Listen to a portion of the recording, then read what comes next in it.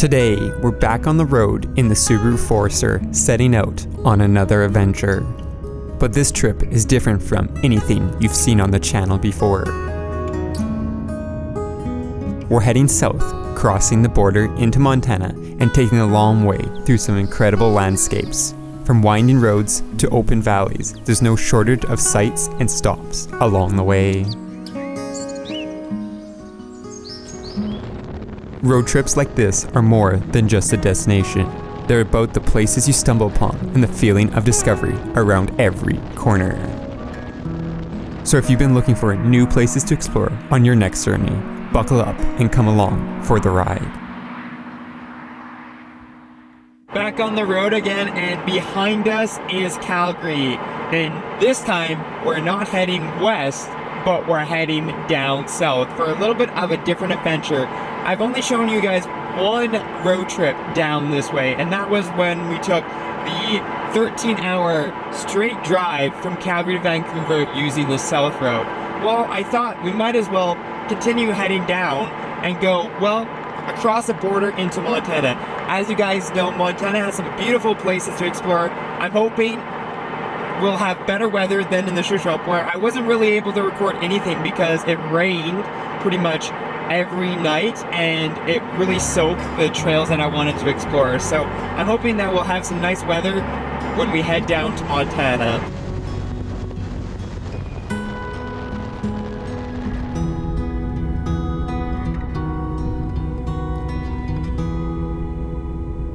The only thing about heading south from Calgary is you got like 100 kilometers of, well, field. And for some people, they might like that. Honestly, I'd much rather go west and be in the mountains in 100 kilometers. But this way, it kind of is a little bit slower to start with, and there's not a lot going on. Like going out west, you can go ahead and stop at Canmore, Banff, and all those places. Here you got Vulcan. If you go a little farther, Natin, which has a candy store, but other than that, there's not a whole lot going on up here in the Alberta prairies. That said, we'll actually be turning off of the main highway here shortly onto 540, which is going to take us onto the Cowboy Trail, which, if you haven't driven the Cowboy Trail yet, I would highly recommend. It is Highway 22. We've hit it all up and down here in Alberta, and well, it's a beautiful little drive. There's lots of nice little epic spots. You're kind of running along the mountains over there, and well, you can't really complain, especially when this is kind of what you see the first little bit, and then you get on the Cowboy Trail. That said, once on the Cowboy Trail, I think we're going to stop at Spray Lakes. It's, as I said, almost dinner time, but what I'm going to do is have a snack out there, and then we're going to go ahead and maybe make our way a little bit farther. There's a really good sushi spot in Fernie, which I think is where I'll be staying tonight. And I kind of want to say we'll wait for dinner for there, but we'll just have to see. That's kind of what I'm thinking. So we'll have some snacks down at the Spray Lakes, and then we'll kind of see how we're feeling. Maybe we'll grab a little bite to eat at Crow's Nest and continue on before we have a little bit more of a meal down in Fernie.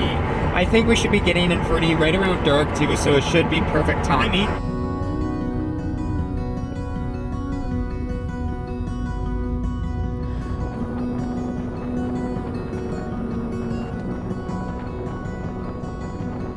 And well, after a bit of a drive off the main highway, it's probably like half a kilometer that way, we made it to, not Spray Lakes. I was saying it's Spray Lakes, but Spray Lakes is in Banff. This is the Chain Lake Reservoir. Well, especially here at dinner time, it is quite peaceful. So as I said, I think we're gonna have a little bit of a snack here, and well, just enjoy this absolutely amazing view. And well, it's even calm. I was expecting it to be windy out here. It's pretty windy a lot of times in this part of Alberta, so thankfully we get to go ahead and enjoy the view.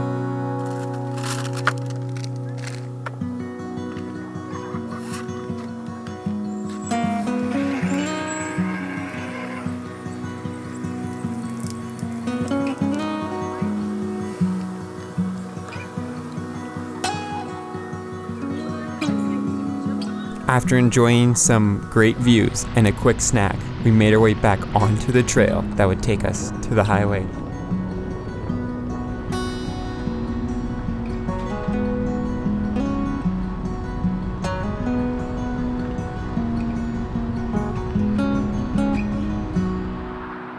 And we're back on the road, continuing to head south.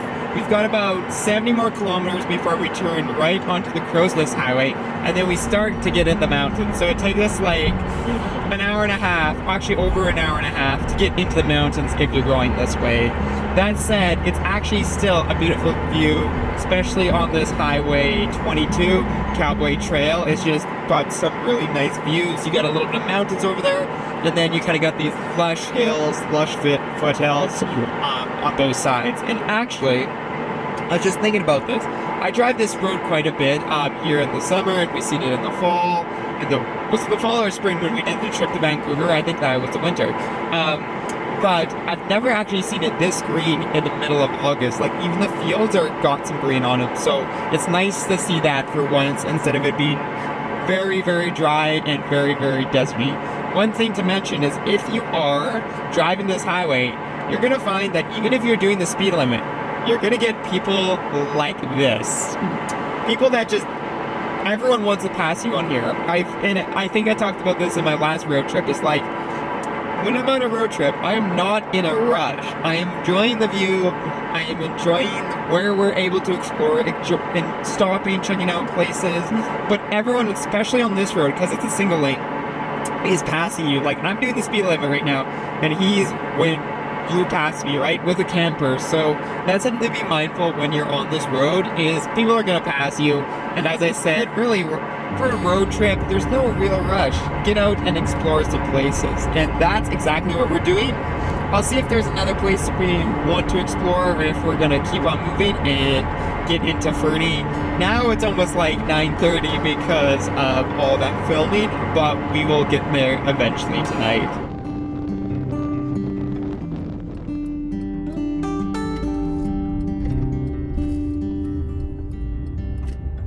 Crossing the river, we see Mayoft, which I've actually stopped at a couple times, and it is a little campsite. I'm tempted to camp there sometime because it's kind of a nice little self-serve about our campsite. The only issue is you can see how close we were to the highway, so with a rooftop tent, it might unfortunately be a little noisy. But if you're looking for a nice little view of that river there, that is a great place to stop.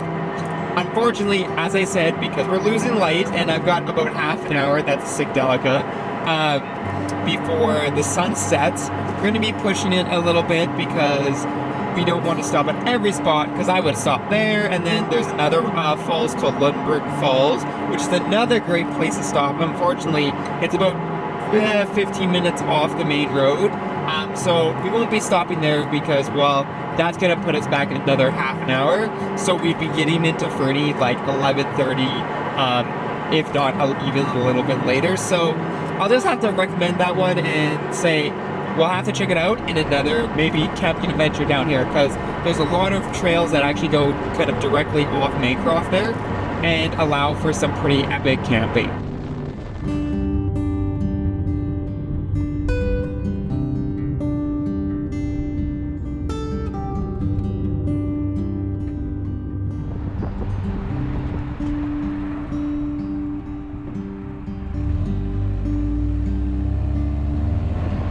And we're finally heading back west. We turned off of 22, and now we're on the Crow's Nest Highway, which, if you've seen the videos where we went ahead and explored the road all the way from Calgary to Vancouver on the South Route, you would recognize this highway because, well, we took it for a long time.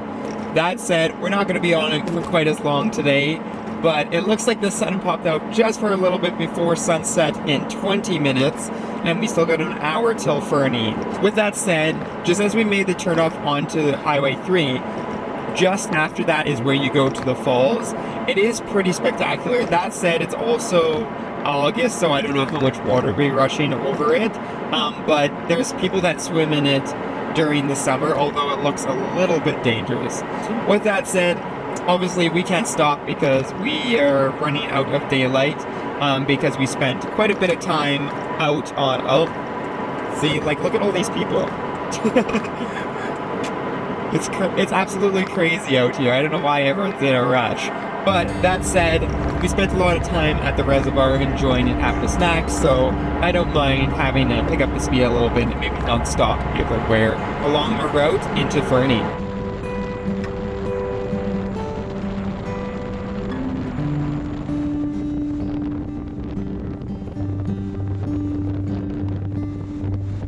Well, coming through Blairmore, it's a good place to get gas, as farther down the road it gets more and more expensive, like Fernie, and then eventually when we're in Montana it's a lot cheaper. But I'm gonna fill up. I probably won't fill completely up here in Blairmore, but I'll get a little bit of gas, just enough to make us get into Montana with like half a tank.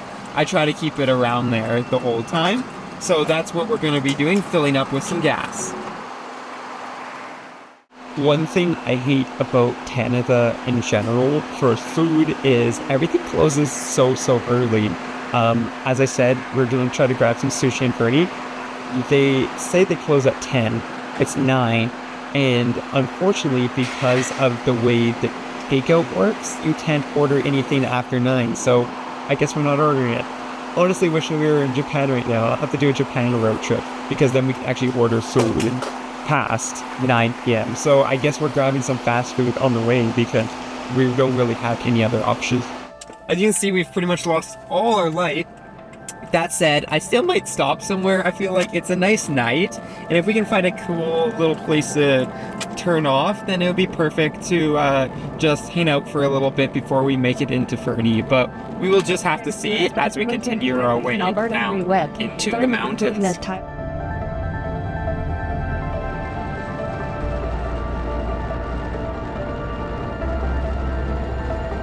As the sun set behind the mountains, we passed countless lakes before deciding to stop at one.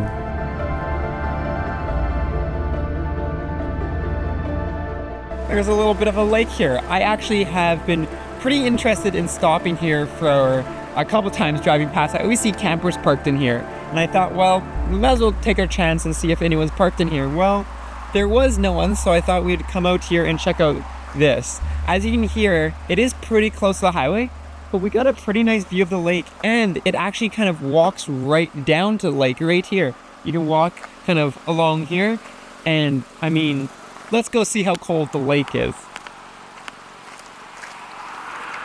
Oh yeah, it ain't warm, but it's not freezing cold. It's kind of cool back in here. I don't know if I'd camp here because there's so much road noise. Unless I really had to, but I think it's a nice little spot, and especially in the daytime if you're doing this road trip. What's really nice is you can just stop, kind of pull off here, and there's lots of little places to access the lake. So if you want to, you can go for a swim, you could even take a little more time, go for a paddleboard, or maybe cook some food and kind of just chill out and relax. But this is a nice little spot. This is just right after the Crow's Nest Pass sign, or Crow's Nest Pass. I think we're technically like a kilometer out from BC, or not even that. So we're really close to the BC border, which means we're really close to Fernie. So what we'll do is we'll continue our way, continuing along the road.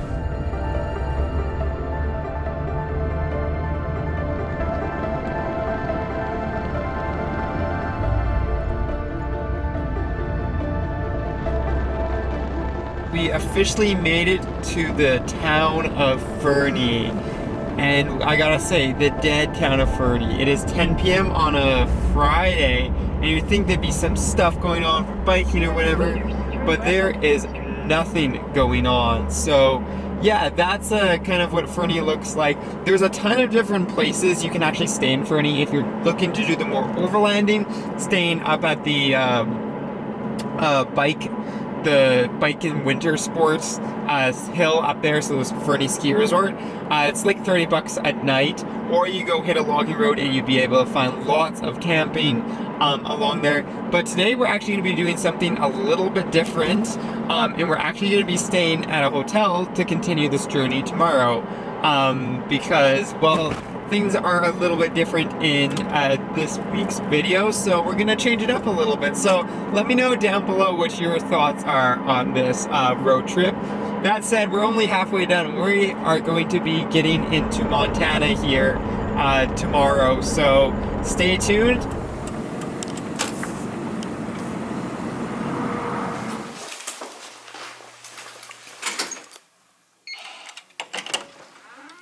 There we go. We made it to Fernie for the night. It's your typical ski resort hotel room that we'll be staying at. So nothing too interesting. The more interesting part is getting back on the road tomorrow and heading all the way out to Montana. So what I'm going to do is probably sit down, get some work done, get some orders put through at Flat 4 Off-Road, and then catch you guys in the morning.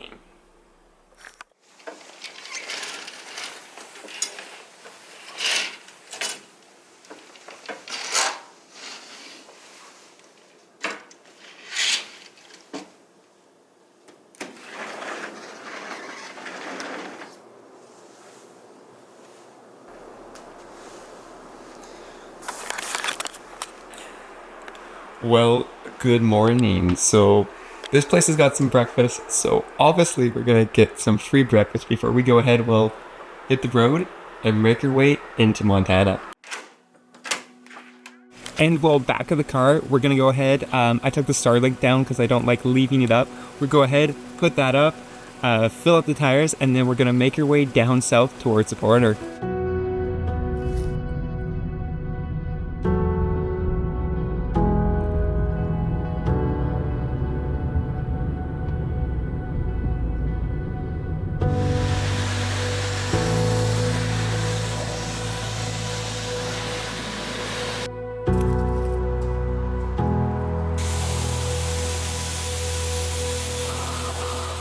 And with a freshly washed Forester, we're out back on the highway. So the reason I washed it is people have had some issues with regards to crossing the border with a car that's relatively dirty. And you know, my car, after all the mud and stuff we've been through, it is pretty dirty. So I thought I might as well just go ahead and give it a quick wash rather than dealing with that at the border. It's like literally like $5. And well, the Forester needed a little bit of a clean anyways.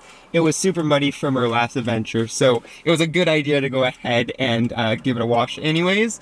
But yeah, that's kind of why we went ahead and gave it a quick wash here in Fernie, because there's nothing from Fernie well into Eureka, which is on the Montana side. So this was our last spot to kind of give it a wash before we head down south. So you'll start to notice that everything's going to be changing as we make our drive here.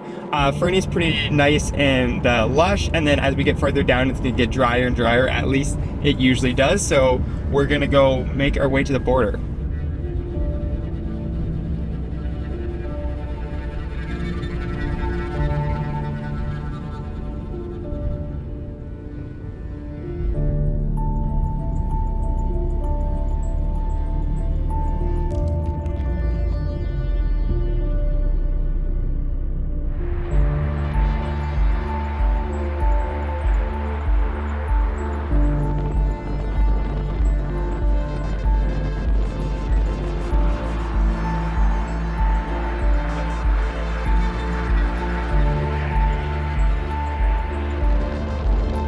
Coming through Elko, we finally turned off of Highway 3 onto the 93 that would take us to the border. And I always forget how close the border is from Fernie to Rooseville. So we'll be going across the Rooseville border. It's super close, it's like less than 100 kilometers from Fernie, and I always forget how close it is, as I was saying. Which means, actually, I thought I was going to stop somewhere, but the roads are pretty straight through the, like, kind of the valley here, and there's nothing really that interesting to stop. The only cool thing is we start to see the Koocanusa a couple times, which, if you didn't know, Koocanusa means Kootenay, Canadian, USA, which is like the Kootenay Lake, or not the Kootenay Lake, but it's in the Kootenays, and it's a lake that crosses, it's actually a reservoir that crosses the Canadian United States border. It's kind of cool. So we've come down here in the spring, I think, when it was low. I didn't make a video because I was picking up some stuff for Flat Fork Road, but it was actually pretty cool to see that difference in the height. You can actually drive on the riverbed. I'm crossing my fingers that we'll have enough depth that we'll actually be able to go ahead and check out and camp on the lake, but we'll just have to see once we get there. And while we successfully made it into Montana, I'm looking, there's a float plane that's going into land on Koocanusa, I'm pretty sure, or a little airstrip right by it.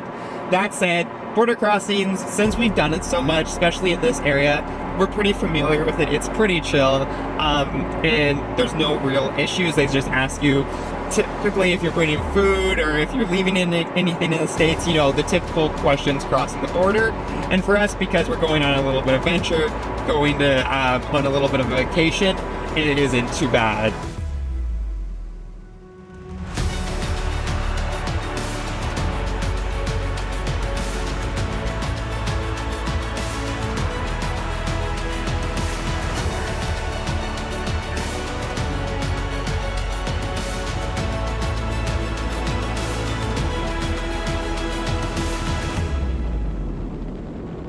And for us, the last little bit of the drive is essentially just going through this little drier area, and then we head back into the, I don't want to say the mountains down here, the more like hills. The mountains are like right here.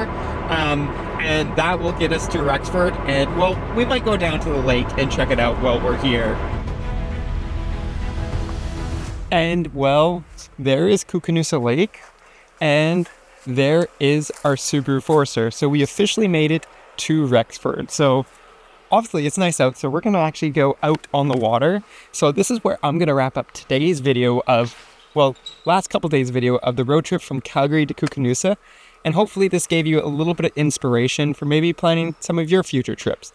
With that said, don't forget to let me know down below if you've ever been in this area. I really like it, but I feel like it's undeserving and not a lot of people have been out here. So let me know if you've been to the Rexford area. And while you're down there, don't forget to go ahead and check out the channel memberships as well as Flat 4 for all your venture Subaru needs here in Canada.